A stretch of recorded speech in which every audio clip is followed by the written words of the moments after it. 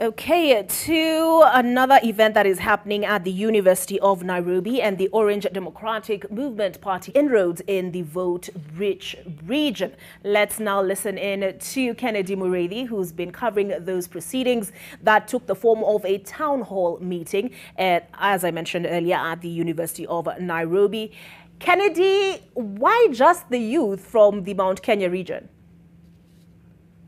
Well, a very good afternoon to you, Olive, there in studio. Now, that is a very good question. Remember, every presidential hopeful who is yearning for 2022 is actually facing the mountain at this particular hour. And Raila Amolo Odinga, having taken time to meet this youth from Mount Kenya, is a significant step as he tries to woo the region into supporting his presidential bid for 2022. Remember, he has not yet fully declared whether he will be on the ballot, but everything that he is doing this far has the hallmarks of somebody who is gunning for the top seat.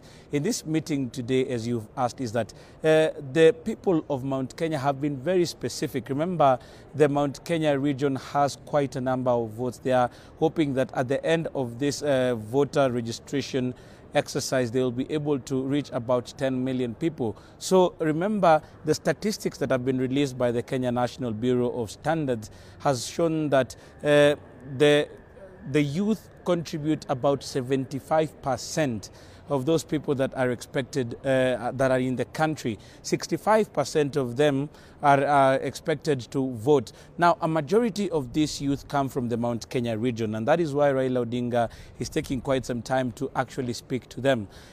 Just a few minutes ago, it has ended a session where Raila Odinga was answering questions that had come from this youth, and some of them had questions about employment, others about the post-election violence that was there in 2007, and most of these questions also regarding farming and most of the subsistence activities that happen in the mountain. So Raila Odinga was very keen just to make sure that he answers each and every question. Right now they have gone into another session where the youth are also asking other questions. But one thing that has stood out so far is that Raila Odinga has been very categorical about the 2007 post-election violence, and he says that it is quite a shame that people are still living in camps. He gave an example where he was overflying the area of Mai Mahiu, and he saw some big tents, and when he asked the pilot, he was told that those are some of the camps that were left there after the 2007 post-election violence.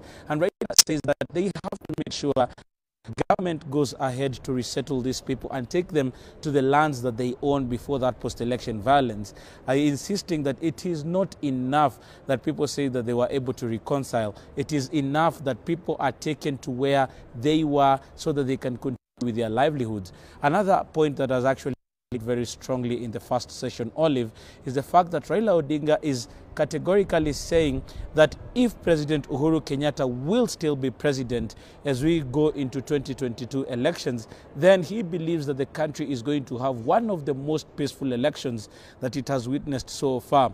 Remember, the 2022 election is what we call a transition government, and most times where the country has experienced a transition government, it is a high-stakes game. So if it is managed well, Raila Odinga believes that we are not likely going to see a post-election violence. But these are some of the things that are coming out. We've seen a number of politicians who've been able to come with him, including the NCIC Commissioner Wambui Nyoto, who has said that out of the support that they gave the Jubilee government in 2013 and in 2017, it is of that courtesy that right now she has a job. Now, they are calling on the youth now to come into and make sure that they support the Raila Odinga campaign so that they can also come into government, as they are now dubbing it Baba na Vijana. But we are still listening to what is happening. But this is a snippet of what Raila Odinga said earlier in his address.